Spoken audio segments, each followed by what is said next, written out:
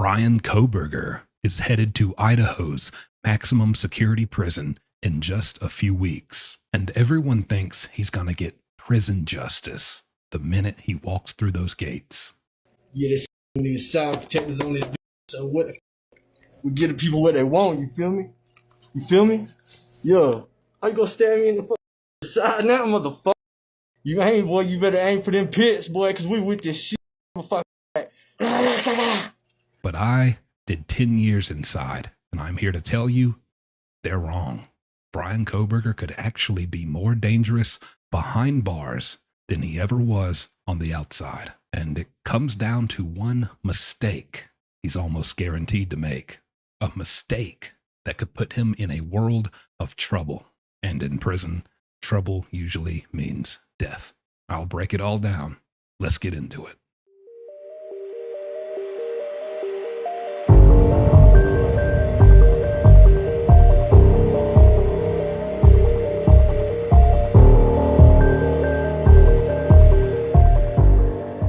So let's do this. Let me start with why he won't just immediately get his head split open the second he walks through the door of the prison, and then why he is going to be a very dangerous inmate, in my opinion. And then finally, despite that, what his biggest mistake that he is likely to make will be and how that'll go. So when Bryan Kohberger gets sentenced officially later this month, just a few days from now, and he heads on down to the maximum security prison. As soon as he walks, 3 feet in the door, it's not like he's going to get mobbed and hit. I mean, not even the first night. It doesn't work like that. I know that's what everyone's holding their breath for, it seems, and thinking, and you know what? This isn't the movies. All right, it's 2025. Things are different. Okay. They just are. And it's not going to happen. Number one, because as I've mentioned previously, him, just like every other inmate, has to go through the reception, evaluation, and intake process, taking your, doing it basically like a doctor checkup, your heart, your ears, your eyes, you got to do all that. I mean, they got to check, they got to take some blood, some DNA. They got to run all these tests on you. Do you have HIV? Do you have, were you prescribed any medication prior to coming here? Do you need any now? You got to meet with a psychologist, a psychiatrist, and answer some questions. I mean, have you lost it? Have you gone nutty back there behind bars? We need to know this stuff so that we know what to do with you and where to put you. All right. They have to log all this really just to cover their own butts. They have to take note of any serious medical issues or mental issues, things like that. And they got to give you the bare minimum treatment for it so they can't get sued. All right. So he has to do that just like everyone else. That is going to take a minimum of 30 days.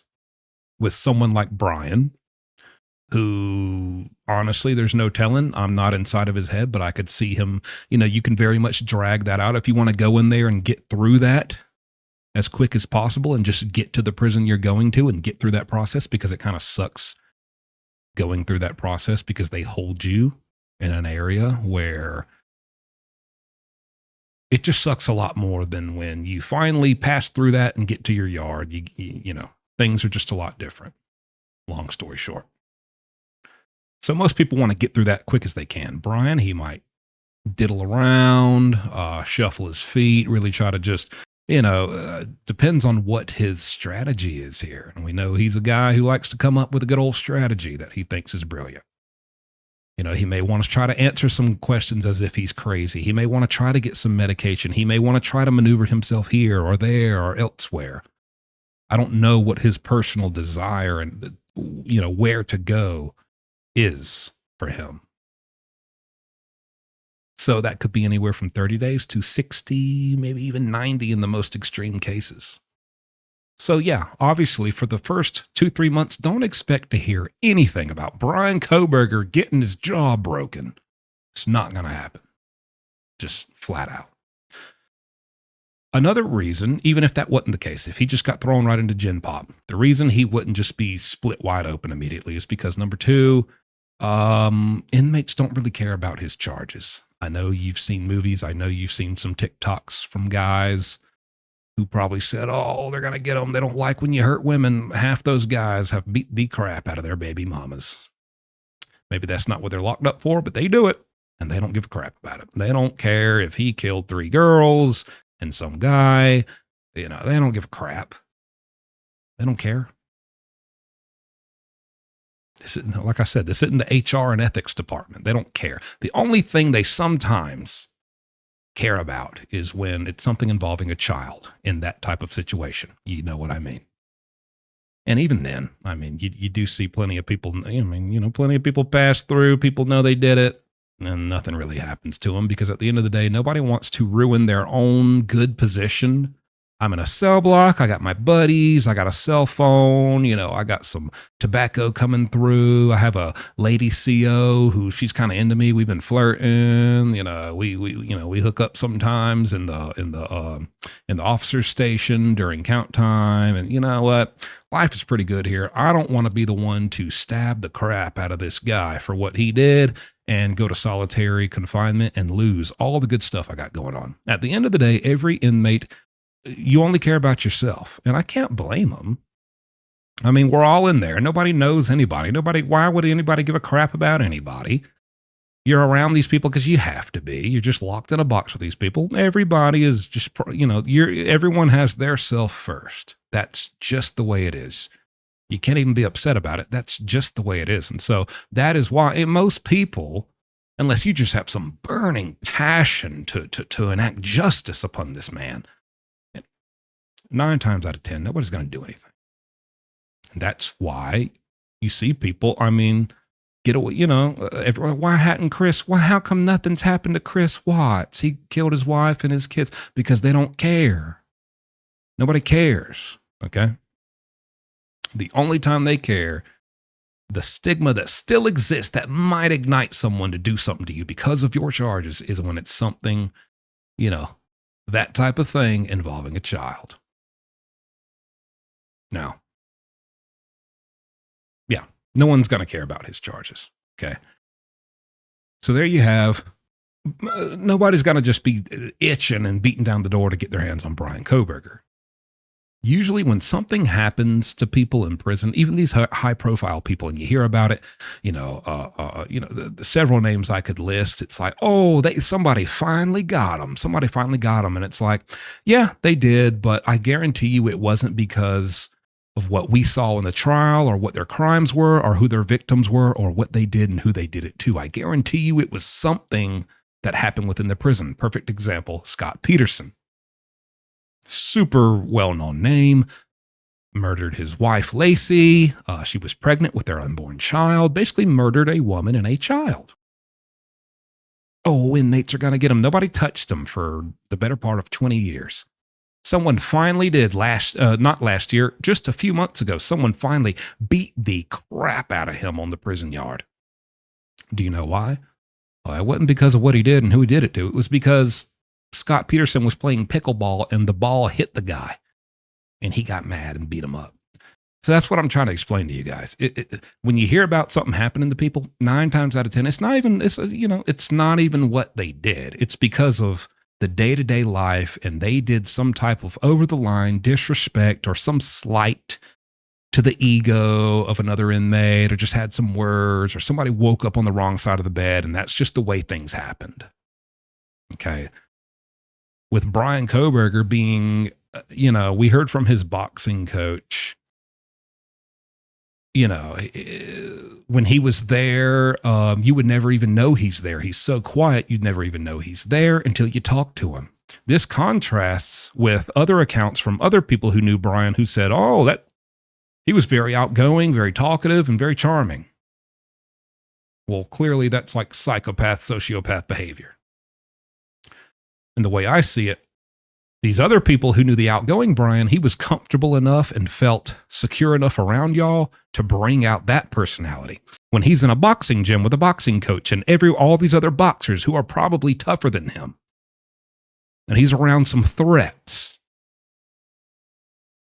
now he chooses to recluse, stand back, be quiet, open his eyes and his ears, observe, hear things, watch things, take notes, study, before and not until he feels comfortable and secure enough to bring out that other part of his personality. that is the epitome, and we're moving into why, just a quick slide in segue into why Bryan would make a dangerous inmate, because that is one of the number one things you need to be able to do as an inmate. You need to shut your mouth when you get there, open your eyes and ears, and watch. Spend 2, 3, 4, 5 weeks in your cell block watching and listening. Don't talk. That doesn't mean you have to give the silent treatment to anybody, but, you just say just enough. But hey, just be in the background. You got guys who come in there and just make a big show. Yeah. They're loud. They're very outgoing, eccentric personalities just by nature. And they're just, and like, you can have them figured out within 3 hours. And those are the guys who usually get in there and just go headfirst into all type of situations and conversations with this guy and that guy and this guy, and just somehow work their way into some kind of trouble with somebody in that cell block. Bryan is already the type. He is going to recluse, and he is going to watch, and he is going to make dang sure. Now, I'm not saying he's a genius. I'm not saying he's Einstein. I'm just saying he's smart enough to where he already has the characteristics of, I'm in a place that's kind of dangerous. I think my best bet is to just stand here in the corner, stand in the shadows, watch things, figure things out, figure out who's who, figure out what's a no-no and what's a yes, before I even, take my little plunge, me as a baby bird in prison, before I even jump out of the nest and insert myself into this social community of the cell block. Bryan's going to figure all that out before he ever feels comfortable enough to start speaking and being, not himself, but, this other side of his personalities and stuff. And that is kind of what you have to do. You need to learn the ropes and learn your new world, because trust me, it is a brand new world. Before you go out there and just go, 0 to 60 into some situation and make some type of faux pas or mistake. And now you just as quick as that, 72 hours, you've landed, you got on somebody's bad side and landed yourself in a situation. So Bryan, I believe he will be smart enough to do that. On top of that, it also will make him a dangerous inmate. He does have benefits to people.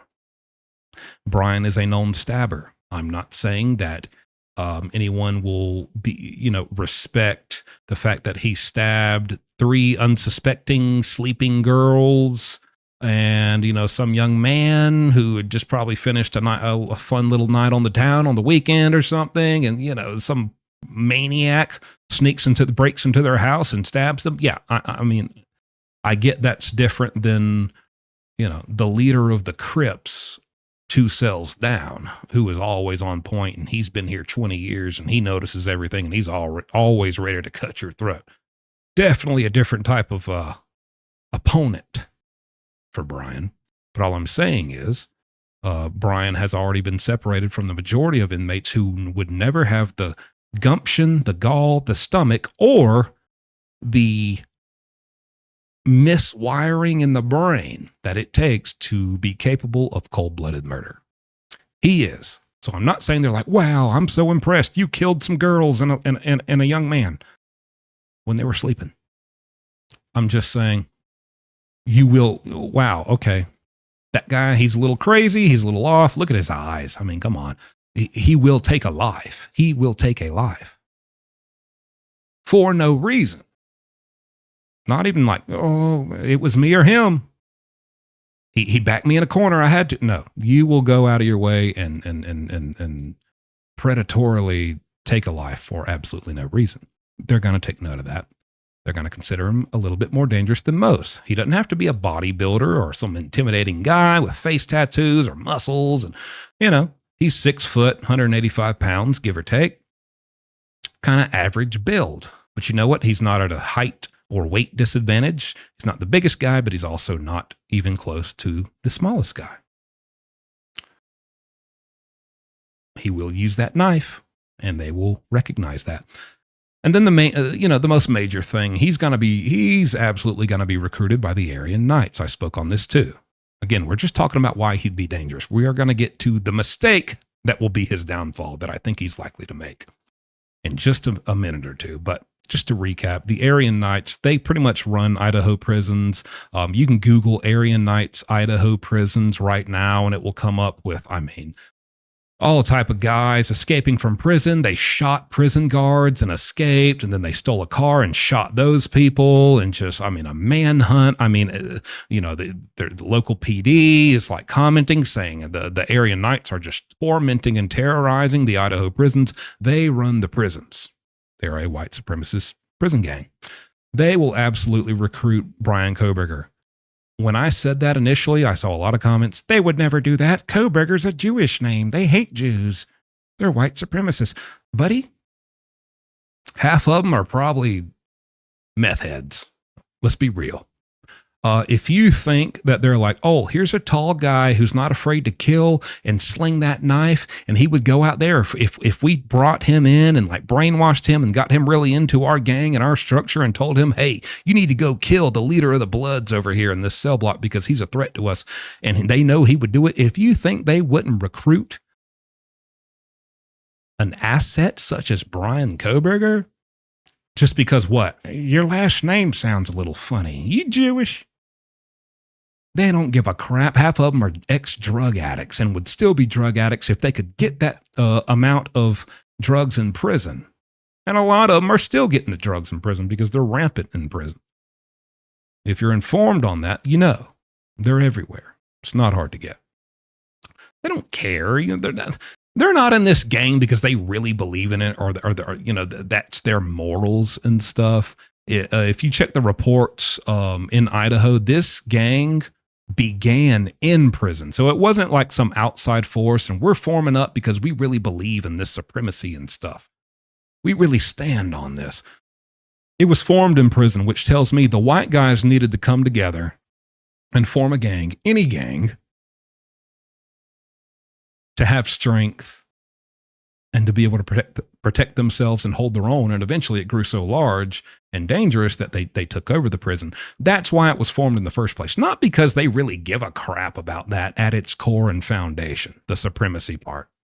They're just a bunch of pieces of crap who got locked up and they clicked up and called themselves the Aryan Knights because they're all white.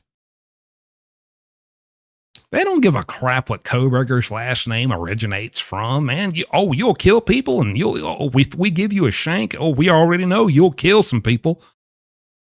You dang right. Yeah, come on in. Yep, we want you. So he will get recruited by the Aryan Knights, and if he's a smart man whatsoever, he will accept and he will join. So him joining when they run the prison, my God. Need I say more? Dangerous inmate. Dangerous inmate. Now you have connections, and him being the type, he's going to sit there and study the structure and the hierarchy and the food chain and the higher ups and the ranks and how you earn more rank and like who's who. And he's going to find a way to work himself up that ladder because he has nothing else to do. He's never going home. He has 4 life sentences, no possibility of an appeal or parole. He's done. This is my life now. I might as well excel to the top of this gang. And he will. I do believe he will. So again, very dangerous inmate.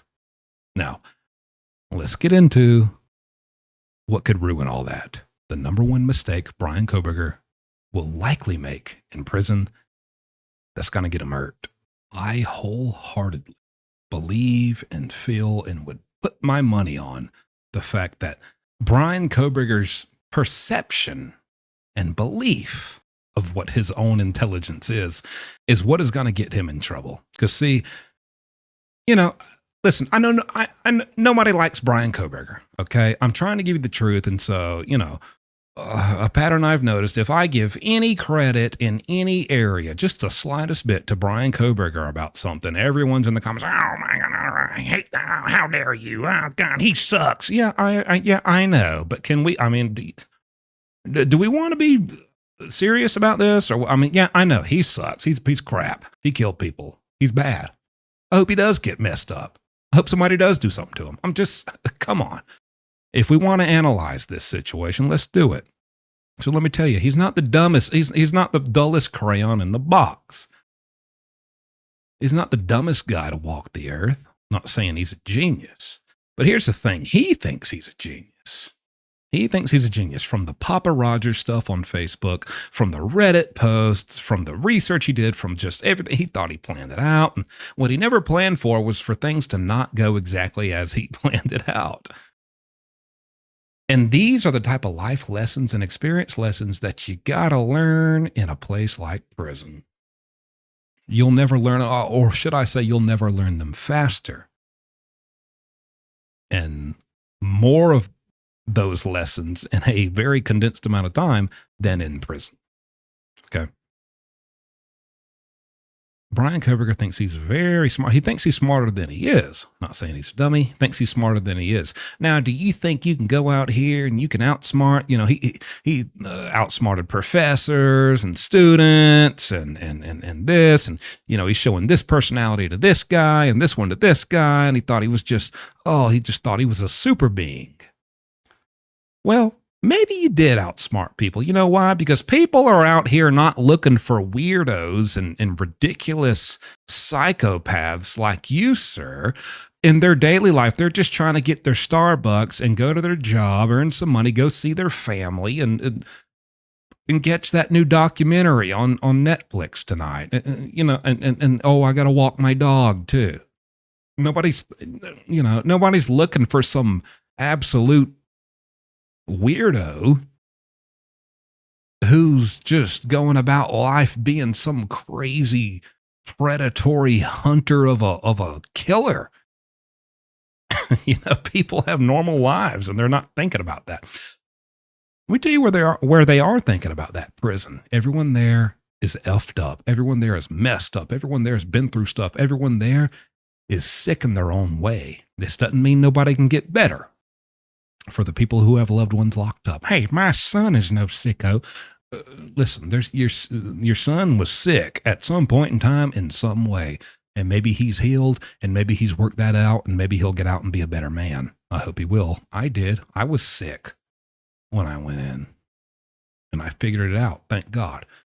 But I'm just saying, you're in a land of thieves and killers and burglars and more. Everyone is looking at everybody. I mean, any conversation you hold with an inmate, I'm telling you, I've been there.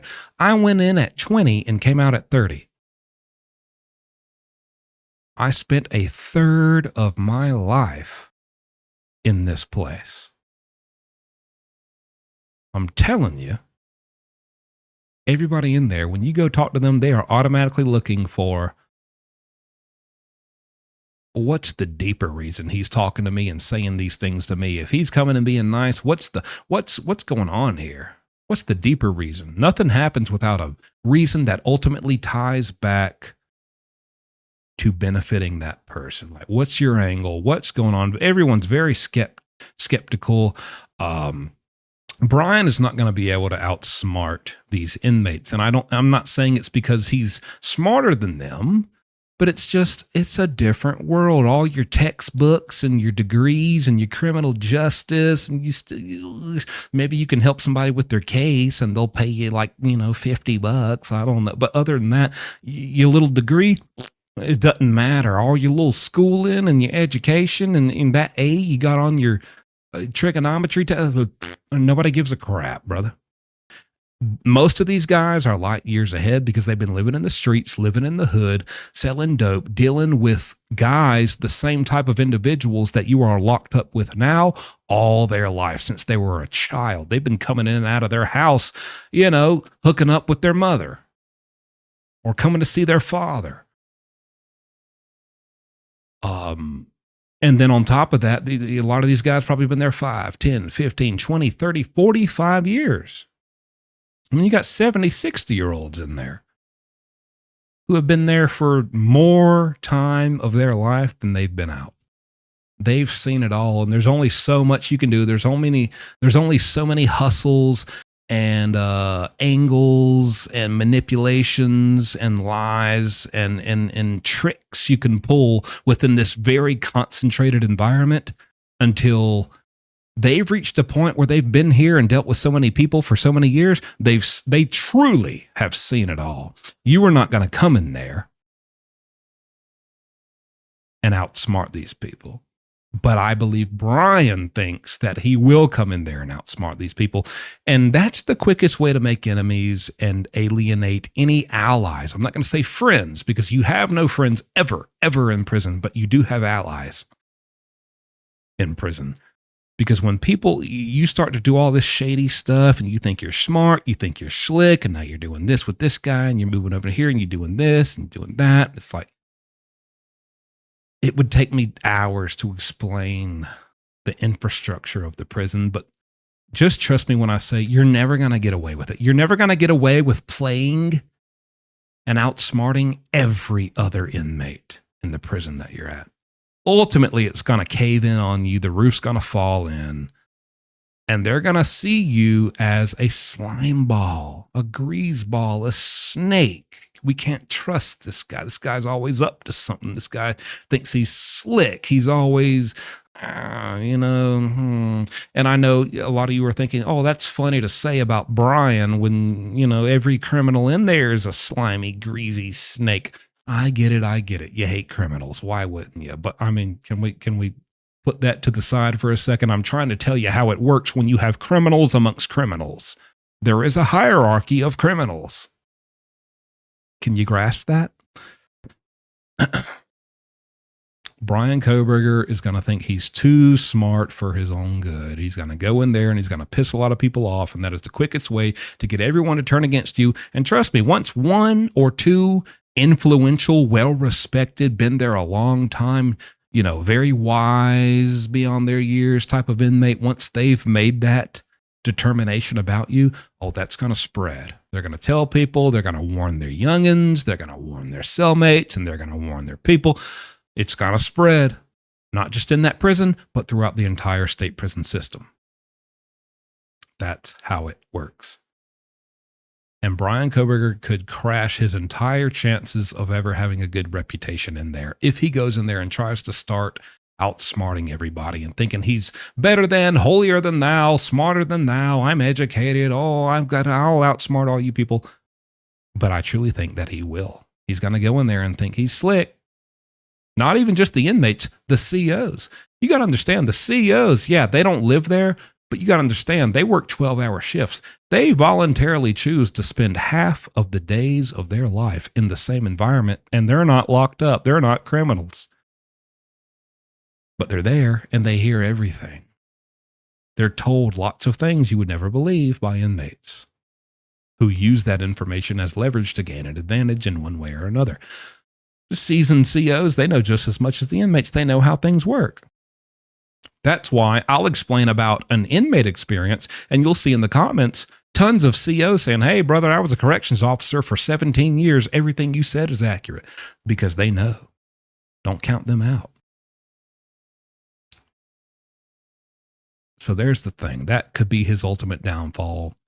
Thinking he's too smart for his own good, thinking he's too big for his own britches, and gets alienated by everybody when he could have just allied up with the Aryan Knights and became a very dangerous and influential, powerful inmate with a solid reputation and gets respected and has an easy breezy, beautiful time in prison.